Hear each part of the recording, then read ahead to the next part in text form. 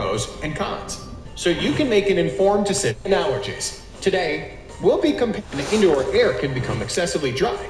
They add moisture to the air, making it more comfortable to breathe and reducing symptoms of conditions such as dry skin, scratchy throat, and allergies. Today, we'll be comparing indoor air can become excessively dry. They add moisture to the air, making it more comfortable to breathe and reducing symptoms. Human.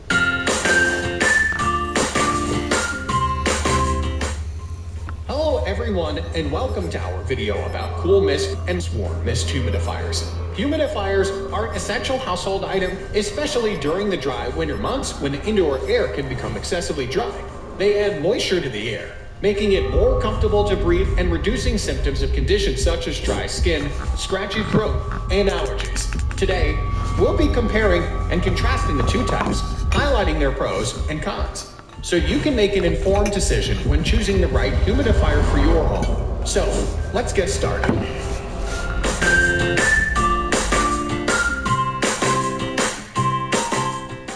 Cool mist humidifiers. Cool mist humidifiers work by drawing in dry air, passing it over a wick or filter, and adding moisture to the air through an evaporative process. The cool mist is then released into the room, raising the overall humidity levels. Cool mist humidifiers are often the most affordable type of humidifier, making them a great option for people on a budget. They can be found for as low as $20, making them an accessible option for many households. Cool mist humidifiers typically have a larger water tank and are easier to clean.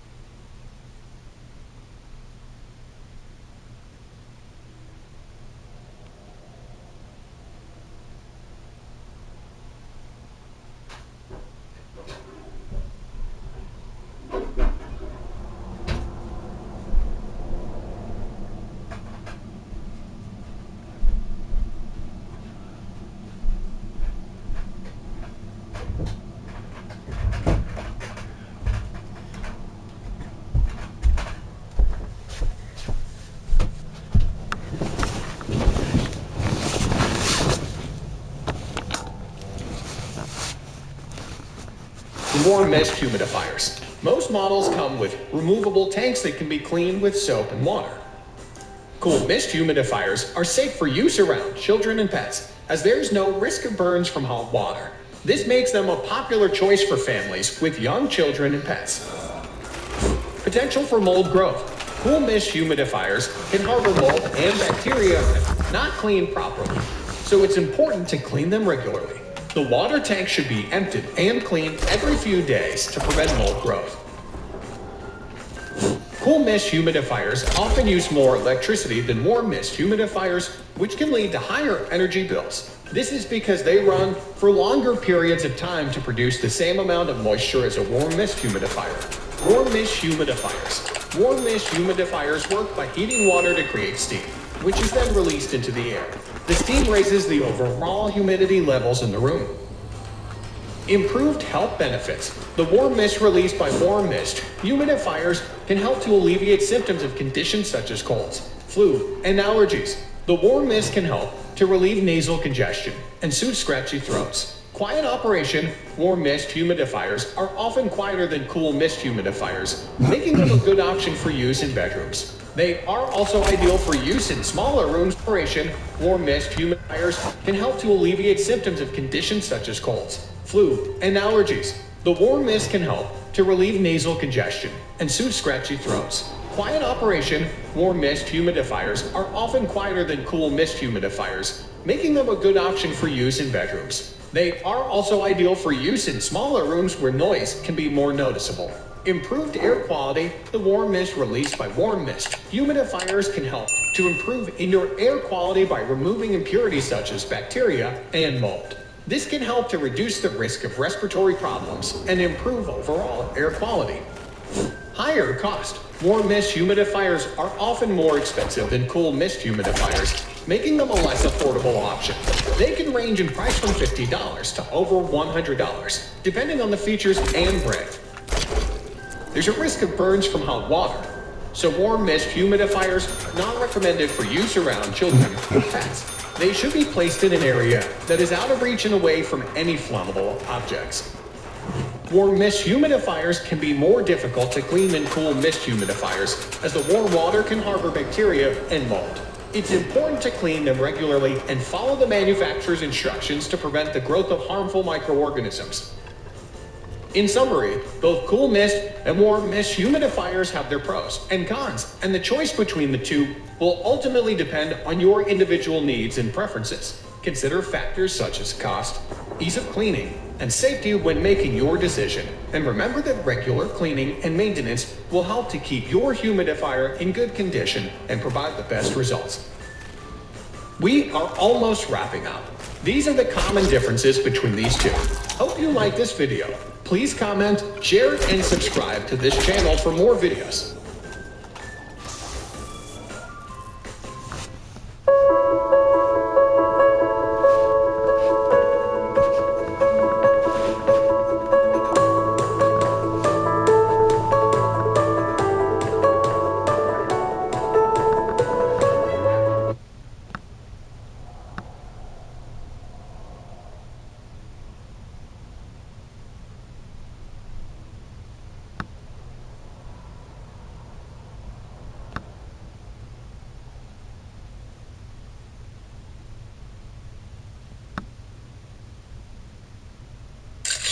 J.D. Salinger's novel, The Catcher in the Rye, made him a literary sensation. But the author famously recoiled from fame. He turned his back on celebrity before celebrity was celebrity. Filmmaker Shane Salerno went looking for the man who created Holden Caulfield, the cynical teenager expelled from prep school, who became, as one critic put it, America's best-known literary truant since Huckleberry Finn. The publication of Catcher in the Rye in 1951 was a revolution. There had not been a voice like that. When you're a kid and you read Catcher in the Rye, you're just like, oh my God, somebody gets it. Salerno's new documentary, Salinger, tracks the author's success. Catcher in the Rye sold 60 million copies. That's an unprecedented figure. And Salinger's abrupt retreat from it. To a wooded compound in New Hampshire. I've heard that he has a huge bunker where for more than half a century, he declined interviews and shunned photographers. There would be long stretches of time where he wouldn't come out of the bunker at all. He sort of became the Howard Hughes of his day. A 40-year-old screenwriter known for action films, Salerno became fascinated by the Salinger myth. This is a photo that we uncovered of J.D. Salinger in 1968 on his bed in his bedroom. This is what it looked like when we got it originally, and this shows you the lengths at which we would have to go to bring things back to life sometimes.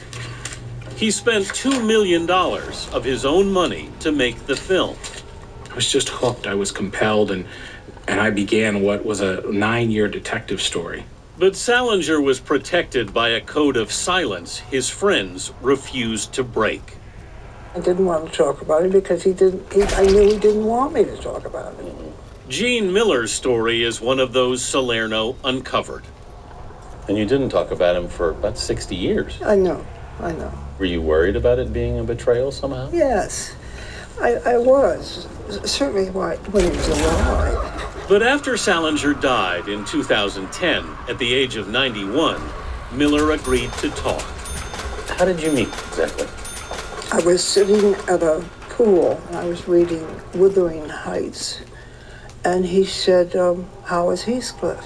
We were in Daytona Beach. It was 1949 at the Daytona Beach Sheraton in Florida. Miller was 14. Salinger was 30. What did you do together? We walked some. At the Daytona Beach Sheraton in Florida, Miller was 14. Salinger was 30.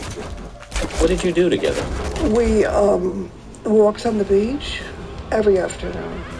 What did your mother think of this? Well, exactly.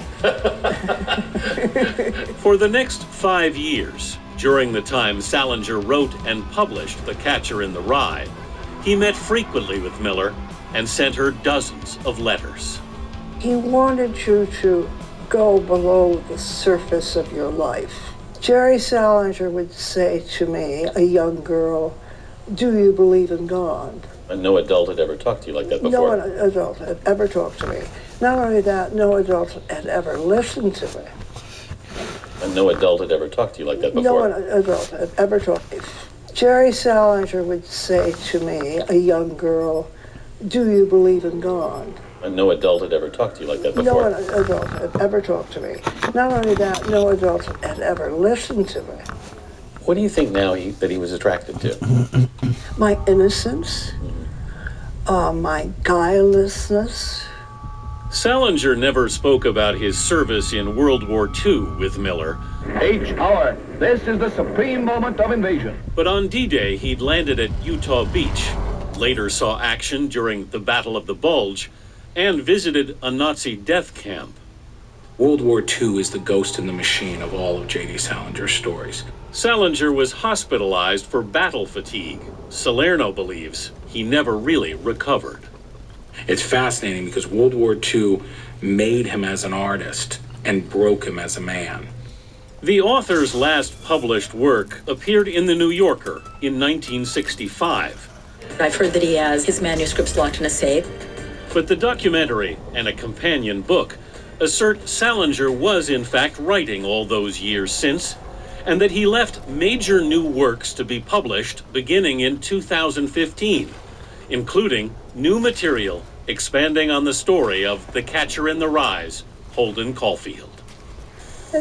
After 5 years, Gene Miller's relationship with J.D. Salinger ended the day after she made love with him for the first time. And I saw this glass curtain come down. And I just knew it was all over. She would see him fleetingly only one more time. He once said to me, if you ever lose track of me, just read my stories. Now it appears the reclusive author has made sure we'll be keeping track of him for some time to come. Oh, hey! Okay.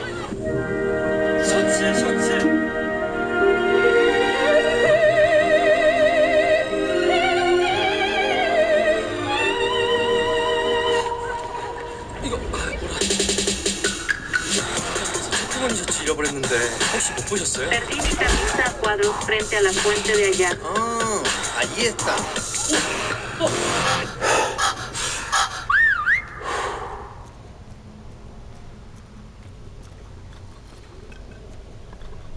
I decided to launch my business with LegalZoom with the advice from my sister, who happens to be an attorney. She said it would be the fastest and easiest and cheapest way of doing it. And it was definitely a feeling of, okay, I'm legit now. I can do this.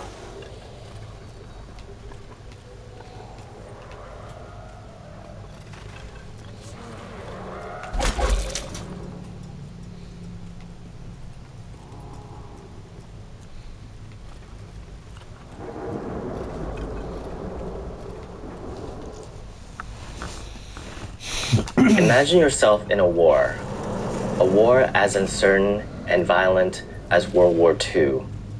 And in your pocket, you carried a piece of writing, 6 chapters of a precious and personal project. Occasionally, you would pull it out and rework in those brief, not so peaceful moments. Imagine having your work travel with you as you storm the beaches of Normandy, survive the Battle of the Bulge, and march through concentration camps in Nazi Germany. What would this piece of writing become? In Jerome David Salinger's case, that piece of work is The Catcher in the Rye. Asking why The Catcher in the Rye was never made into a movie is a question about what a writer sees in his own work. How much of his soul lies in between those lines? The pages did not simply represent the story written, but rather the turmoil and the resilience of the author. It represented who Salinger was. This is the story of why The Catcher in the Rye, one of the most infamous literary works, was never adapted into a movie. J.D. Salinger began writing The Catcher in the Rye in 1940, or at least that was when he first spoke about it. In his early 20s, Salinger was an aspiring writer. Having completed a writing course with American writer Whit Burnett, he had a lot of momentum, as many young writers do. Salinger wanted to become financially stable and maybe even famous. In those early years, he even told Burnett that he was eager to sell the film rights to his work so he can ensure that stability. Dating Una O'Neill, daughter of playwright Eugene O'Neill, appeared to be a move in the right direction. He was 22 when he met her, and she was 16. A year later, they were officially dating, and he joined her at the pinnacle of the social ladder in New York City, attending some of the most elite parties in the country. Salinger was uncomfortable at these gatherings.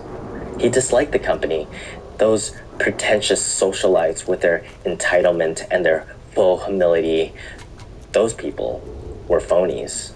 Yet, he had a complicated relationship with Una O'Neill. He would be hot and then cold. At times, he would show affection, and then in a blink, he would be standoffish. This was grounds for O'Neill to find love elsewhere. And with a history of being neglected by her work-focused father, Eugene, she found the attention from a much older man, Charlie Chaplin. The superstar film actor was 54 when he married 18-year-old Una O'Neill. Jilted and heartbroken, Salinger sent her letters after she wedded a man 36 years her elder, criticizing her. He was hurt, and the pain lingered. The 1940s was an intense time for Salinger as he began to navigate the world as a published writer.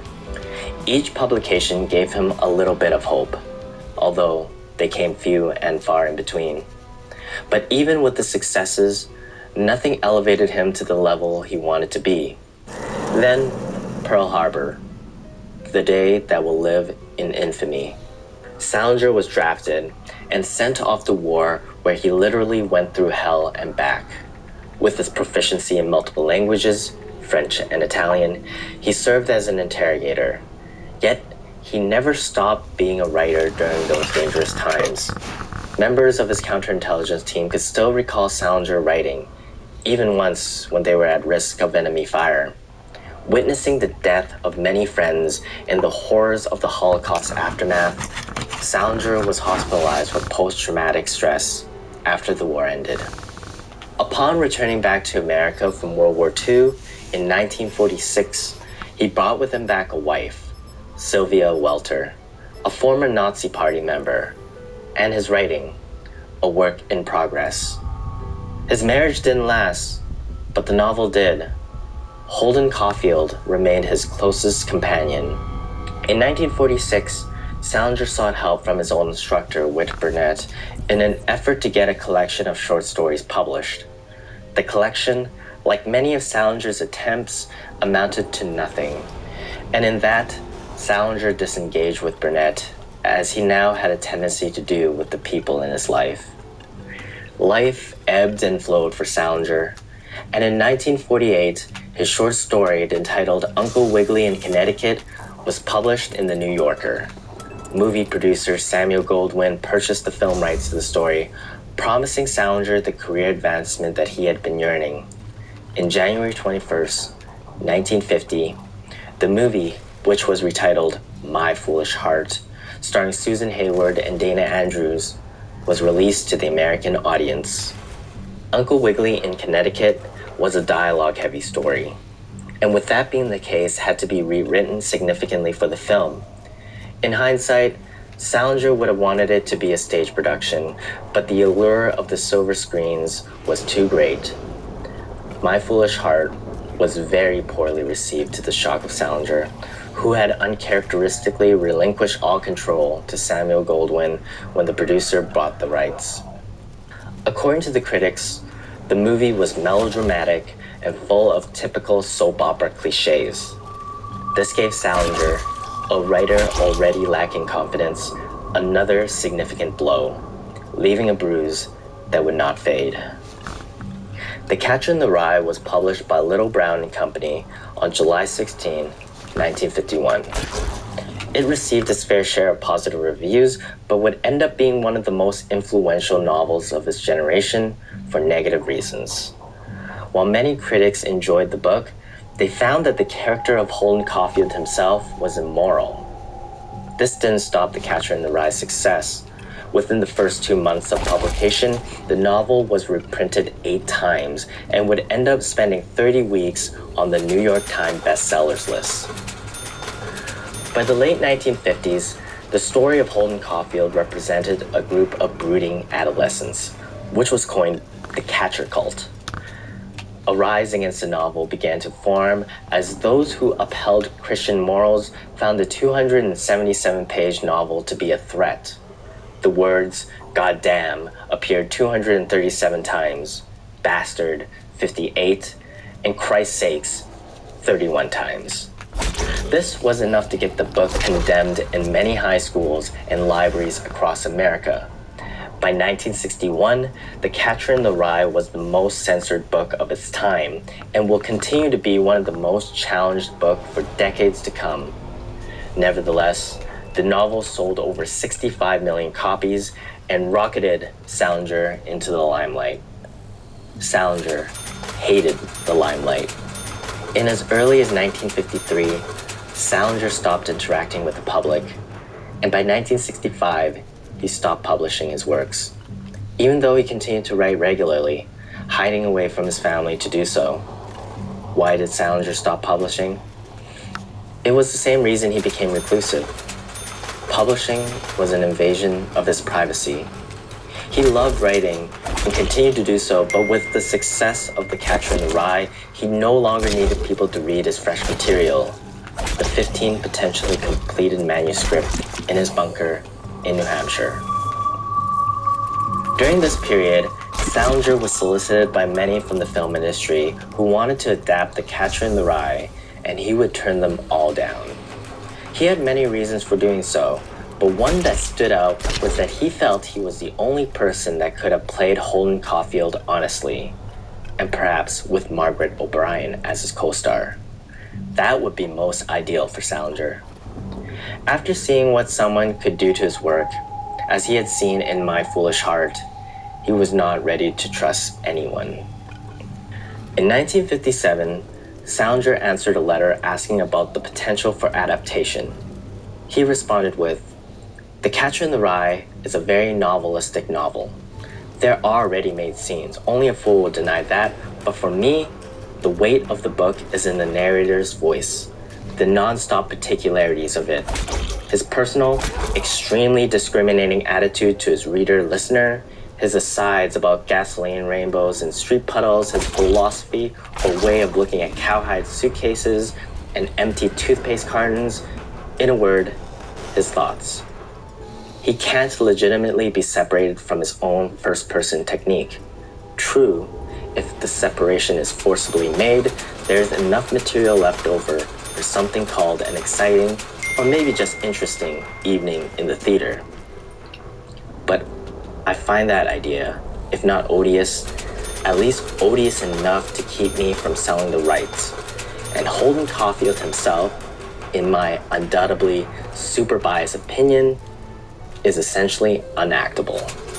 Unactable, not even for the king of comedy, Jerry Lewis, who tried for many years to acquire the rights to play Holden Caulfield.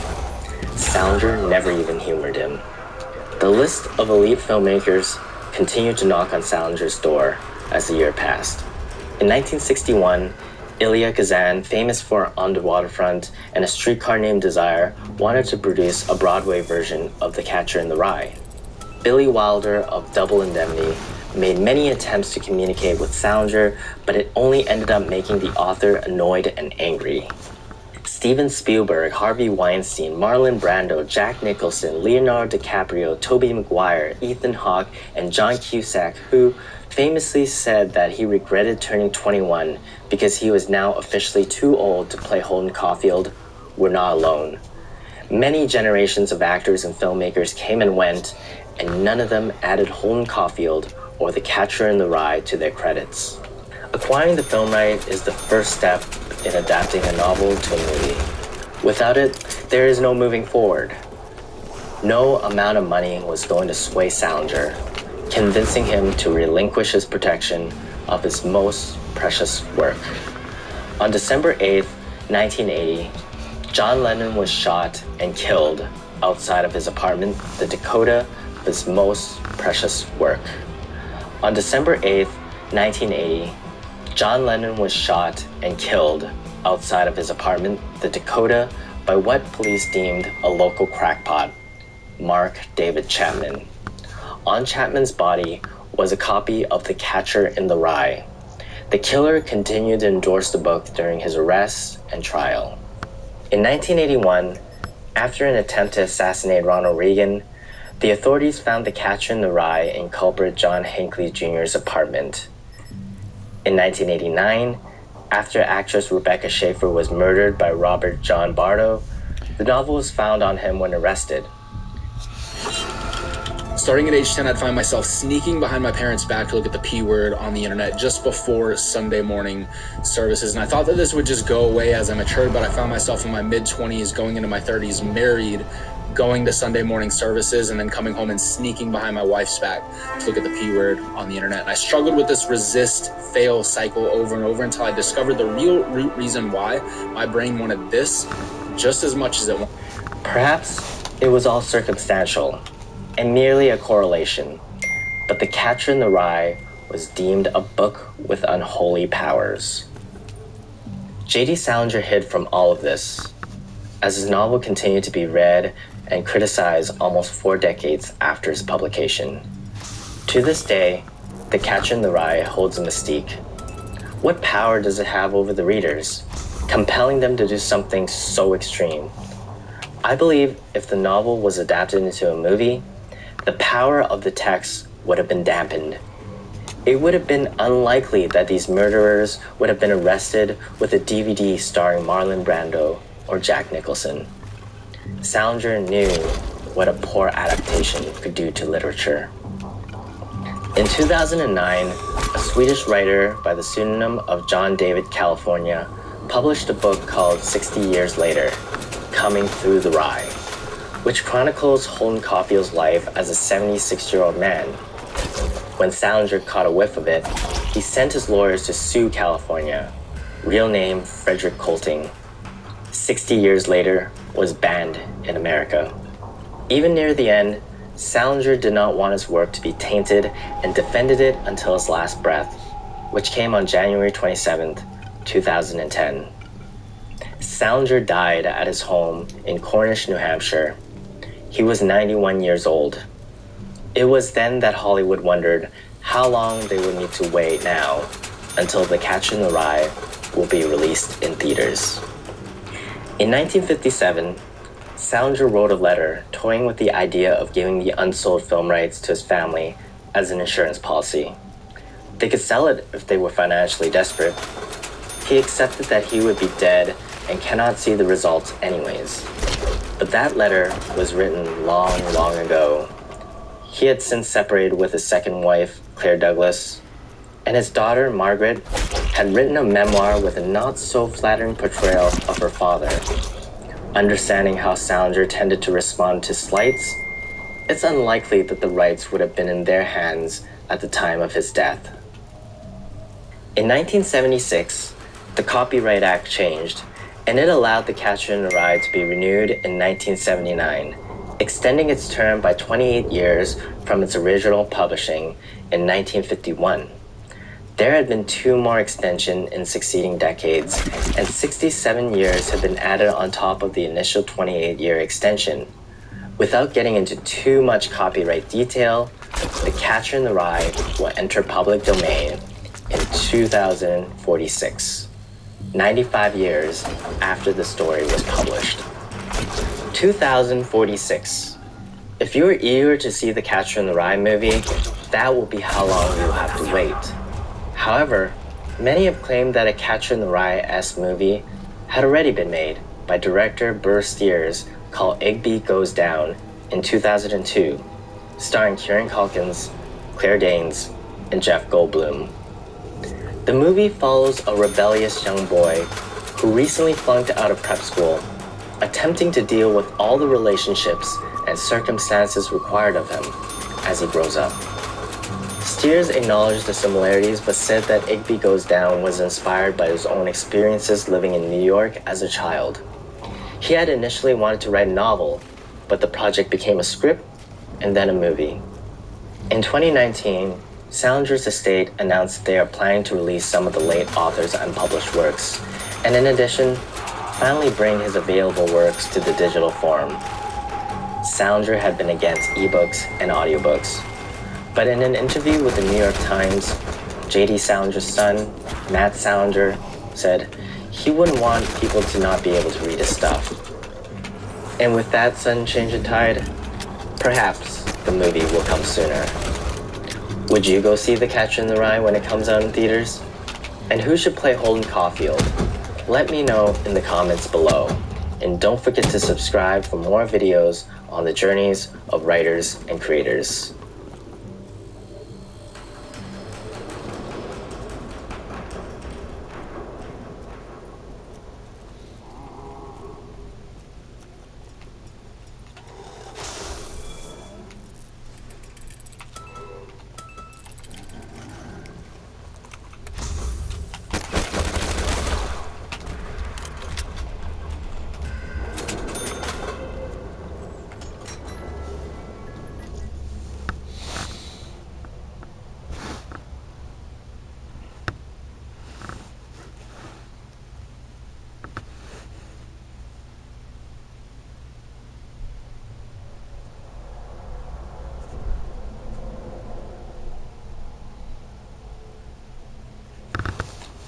Need inspiration? Shop City Market. For thousands of appetizing ingredients and meals, savings like $600 in digital coupons, and up to $1 off per gallon at the pump. So you get big flavors and big savings. City Market, fresh for everyone. At Colorado Mesa University, we believe victories are driven by unstoppable grit and resilience. A life of purpose is made possible by unyielding commitment and mentorship. And self-discovery flourishes through strong bonds and togetherness. Success starts with heart. Discover a community of unwavering support. Let's start your journey towards success together.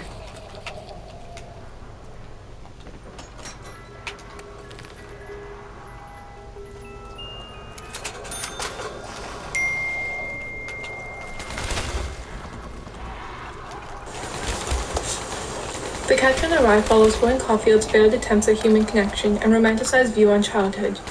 Initially published in 1951, the coming-of-age tale is set in New York City in the late 1940s. It is the story of a teenager and his dramatic refusal to mature.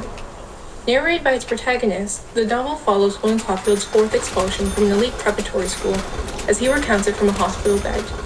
He decides to leave school early and spend a few days exploring New York City before he goes home.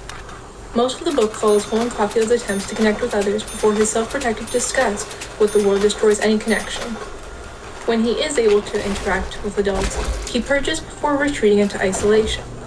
Though he rejects the adult world as phony, his encounters fail because he is unable to act maturely when he does want to reach out, making inappropriate decisions until the other becomes annoyed or angry. The story's climax culminates in Holden's visit to his younger sister Phoebe. Phoebe confronts Holden, angry that he has once again been expelled. Holden responds by telling his sister about his lifelong dream, for which the novel owes its namesake. He dreams of being the Catcher in the Rye after Robert Burns' poem he once read, someone who catches children before they fall off the edge of an imaginary cliff. Phoebe explains that he has misremembered the poem, causing Holden to question his entire interpretation of adulthood, and therefore his belief system. Holden decides to run away, but the plan quickly collapses when Phoebe insists on joining him. In the final scene, Holden watches as Phoebe rides a carousel, and along with all the other children, attempts to grab an unreachable golden ring. Through Phoebe's innocence, Holden no longer feels threatened by his looming adulthood and is finally at peace. Holden Caulfield is an unreliable narrator, and there can be no denying it. He is judgmental to the point of frustration, criticizing and looking for flaws in everyone around him. Holden describes himself as trapped on the other side of life, trying desperately to find his place in the world he's isolated from. Holden maintains a cynical air of superiority to protect himself and distance himself. He is an unusual protagonist for a coming-of-age story because he resists maturity and growing up. The novel centers around the loss of innocence and alienation as a method of self-preservation. The Catcher in the Rye provides an intimate glimpse into one of America's most reclusive writers, J.D. Salinger. Undeniably autobiographical, it is a deeper reflection of Salinger's youth, his complicated relation with growing up, and the generational trauma affected by World War II. Salinger drew on his personal experiences fighting in the war and his New York upbringing to pen the character of Holden Caulfield. He was born in Manhattan and led a childhood much like Caulfield's. It was while he was enrolled at military school that Salinger began to write, under the covers with the aid of a flashlight. Salinger was described as a mediocre student, much like the failing Caulfield. After graduation, he attended New York University and Columbia, never graduating from either. It was at Columbia, however, that Salinger met his future mentor and the editor of Story magazine, Whit Burnett. Salinger began to submit his short stories to the New Yorker for publication consideration. After 7 rejections, they accepted Slight Rebellion off Madison in December of 1941. The story took place in Manhattan and was the first to feature Holden Caulfield, an apathetic teenager with pre-war jitters.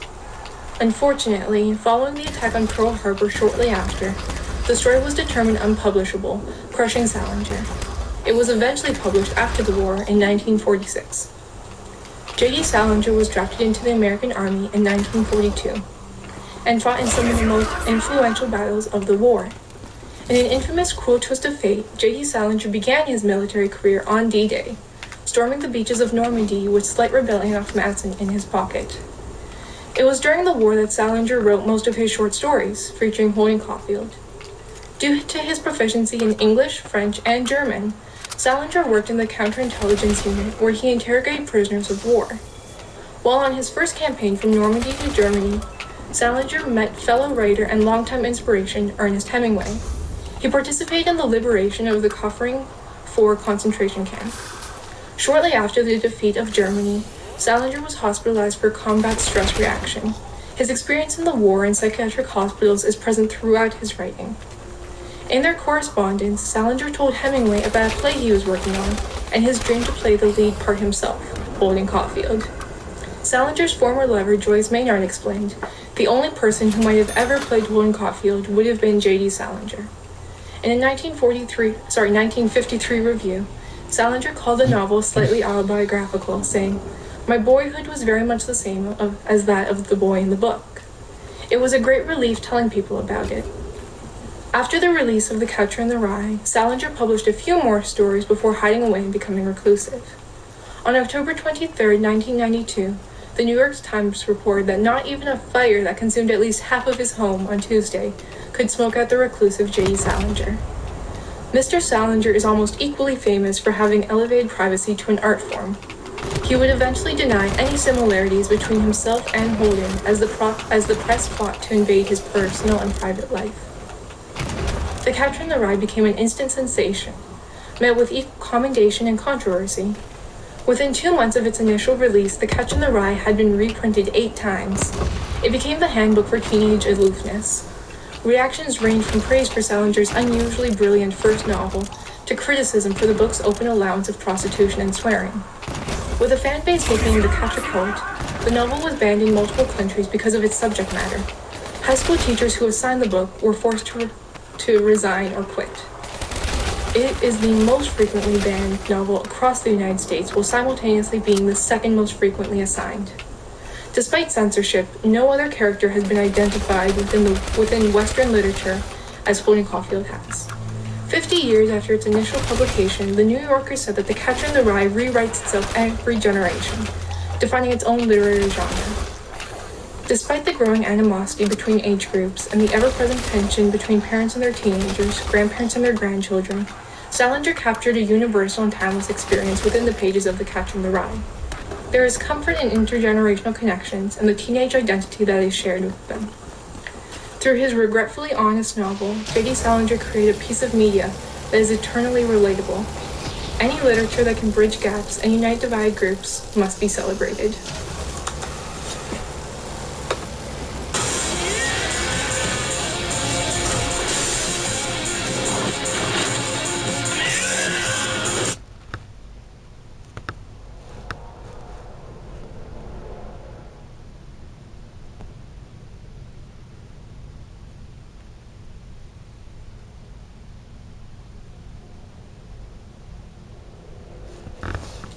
The Catcher in the Rye by J.D. Salinger. Summary from 4 Minute Books, written by Nicholas Goka and narrated by Jonathan McGinley. 1-sentence summary. The Catcher in the Rye describes the adventures of well-off teenage boy Holden Caulfield on a weekend out alone in New York City, illuminating the struggles of young adults with existential questions of morality, identity, meaning, and connection. Favorite quote from the author. The mark of the immature man is that he wants to die nobly for a cause, while the mark of a mature man is that he wants to live humbly for one. What really knocks me out is a book that when you're all done reading it, you wish the author that wrote it was a terrific friend of yours and you could call him up on the phone whenever you felt like it. Well, that doesn't happen much, though.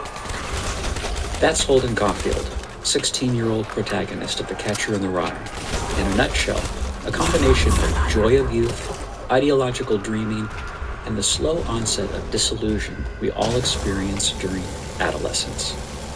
At some 65 million copies sold and more landing in the hands of high school students each year, the book is an absolute classic of American literature. Its author, J.D. Salinger, fought in the Battle of Normandy in World War II, and he brilliantly managed to turn the horror of those experiences into something not just cathartic for him, but for generations to come. Here are the 3 lessons from one of the most famous coming-of-age stories of all time. 1. The only way to find meaning in life is to care about something and work for it. 2. If you don't take risks, you'll never form an identity, let alone become who you want to be. And 3. Life is not that complicated if you choose to find joy in the little things. Note: to historically significant books like this one, we'll dedicate twice the word space of our usual format. We hope that you think it's worth it. Let's dive into one of the greatest novels of all time. Lesson 1. Everything is meaningless if you don't apply yourself to it. Holden Caulfield is a well-off boy at a prep school a few hours away from his home. On paper, he has everything he needs: food, clothes, a good education, and more. Emotionally, though, he's down in the dumps. He's a teenager. He wants to rebel against his parents. So after failing all of his classes except one, he decides to paint the town, New York, his hometown. before his parents hear the news that he will be expelled yet again. As Holden narrates the events of his long weekend adventure from a hospital a few weeks later, he caught pneumonia on his trip. One of the first things you'll notice is that Holden complains about almost everything. First, the people. Everyone at his school is a phony, someone who's fake. He is suspicious of all of his teachers, even the ones he likes. His roommates are either annoying and unhygienic or stupid morons who take an hour to comb their hair. Later, Holden complains about bartenders who never relay one's message to someone. He goes on a date with a girl, Sally, who supposedly talks too much. The list goes on and on. But Holden also finds something wrong with everything else. The weather is too cold. He doesn't like the crowds of people on Broadway. He even hates it when someone wishes him good luck. If Holden were an adult, we would file him under complainer and write him off as a lost cause. But Holden is not yet an adult. This is the first time he realizes that life is not black and white. Deep down, he is shocked at the fact that he can find something wrong with everything, and as a result, he struggles to become emotionally invested in anything.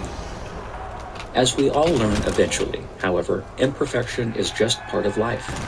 That's how things are around here, and it's not an excuse to give up on everything. The only way we find meaning is to care about something and commit to it, even if that thing is far from perfect. Holden is miserable because he focuses on the miserable side of everything.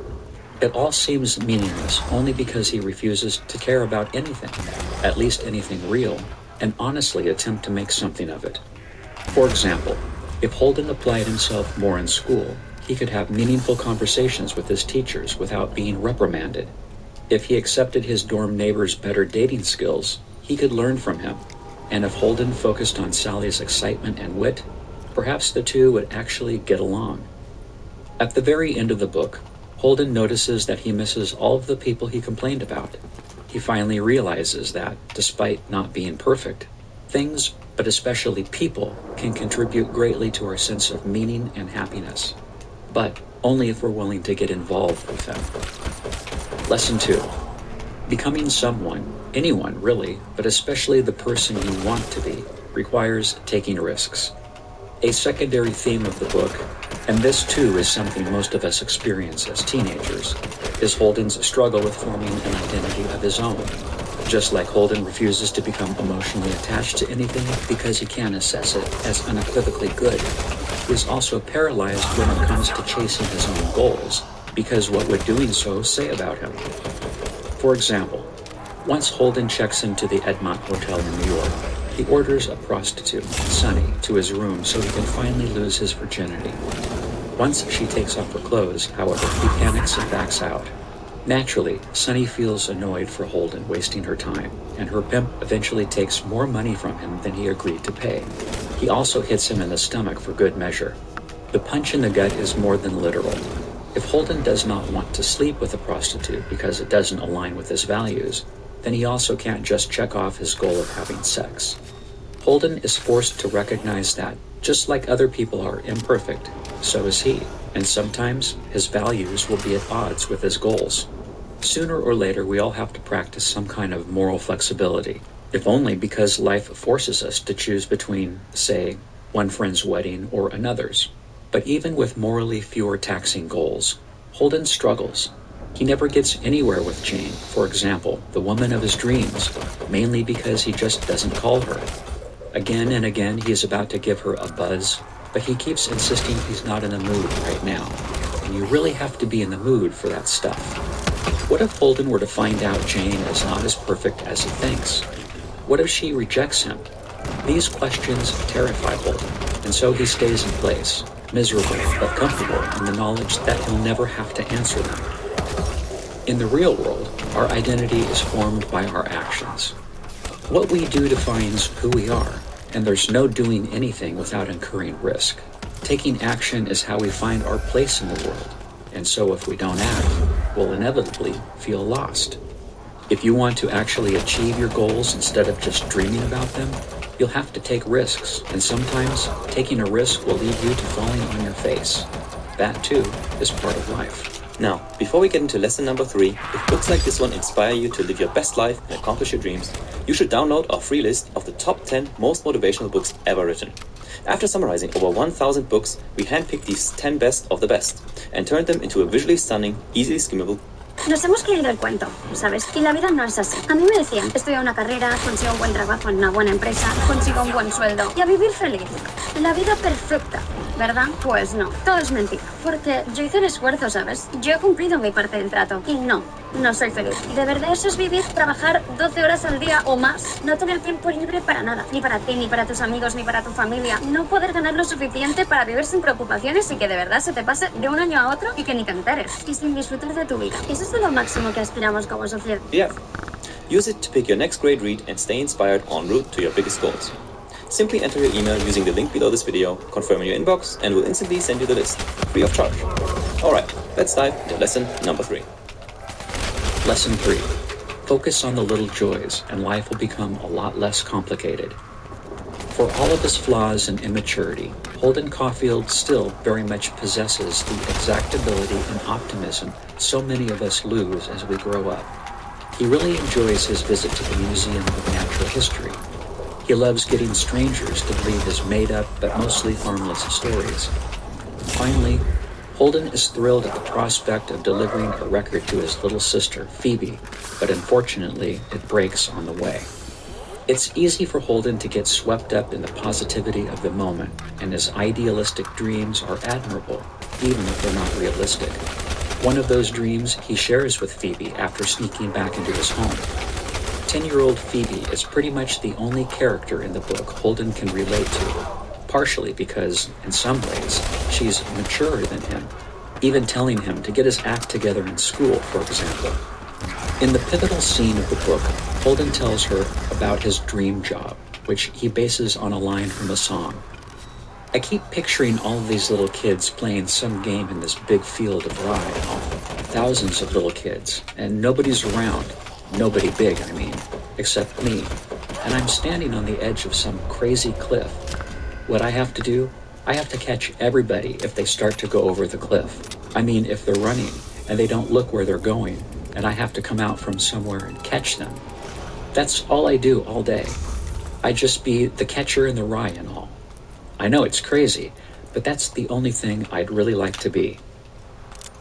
When Phoebe tells him that he misremembers both the wording of the line and the fact that it's from a poem, not a song, Holden breaks down and cries.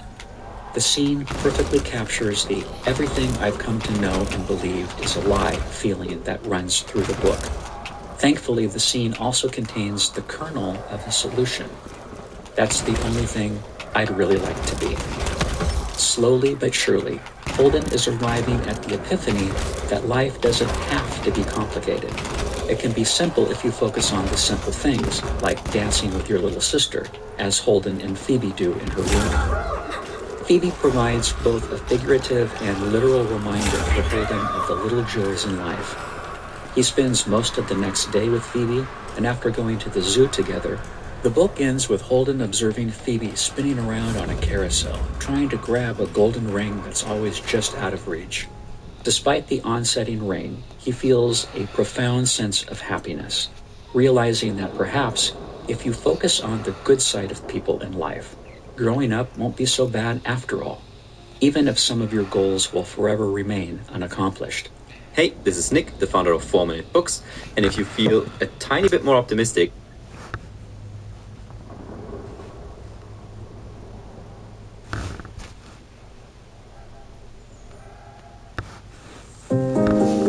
Think and Grow Rich by Napoleon Hill. We're going to be doing a detailed breakdown of this book, and by the end of this video, you're going to have a super... The Catcher in the Rye by J.D.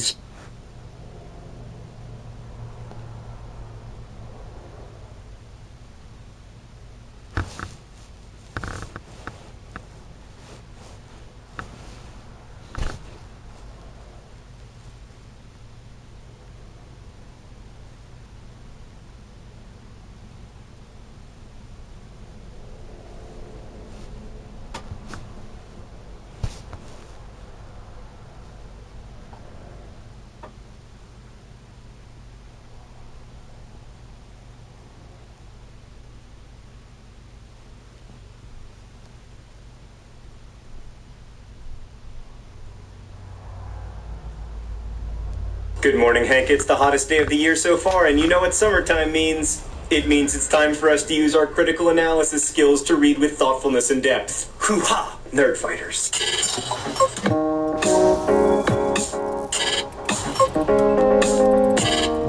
So Hank, as you know, the current Nerdfighter Blurbing Book Club book is none other than The Catcher in the Rye by J.D. Salinger. Catcher in the Rye is J.D. Salinger's most famous published work, but it's not the only book he ever put together. He also did Franny and Zooey and 9 Stories and this book, which has both Raised by the Rupine Carpenters and Seymour Introduction.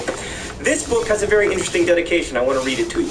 If there is an amateur reader still left in the world, or anybody who just reads and runs, I ask him or her with untellable affection and gratitude to split the dedication of this book 4 ways with my wife and children. Now, Hank, let's put aside the fact that soon thereafter Salinger left his wife for a 19-year-old girl and hasn't been a particularly good father to his children, and focus on what Salinger calls the reader who reads and runs. Now, you hear a lot of people say that when we try to read books critically, we ruin them, or we analyze them to death, or we think about them too hard and they cease being interesting to read. One of the reasons that metaphor and symbolism are so important to books is that they are also important to life. Like, for example, say you're in high school and you're a boy and you say to a girl, "Do you like anyone right now?" That's not the question you're asking. The question you're asking is, do you like me right now? In the exact same way, on page 60 of The Catcher in the Rye, when Holden asks the cab driver what happens to the ducks in the pond when the pond freezes over, he's not asking about the ducks. He's asking about himself. What happens to me in the dead of winter when the pond freezes over? That's one of the primary ways that metaphor works. It's a way into the hardest, deepest questions. And you don't have to be able to intellectually grasp the best metaphors in order for them to work on you emotionally.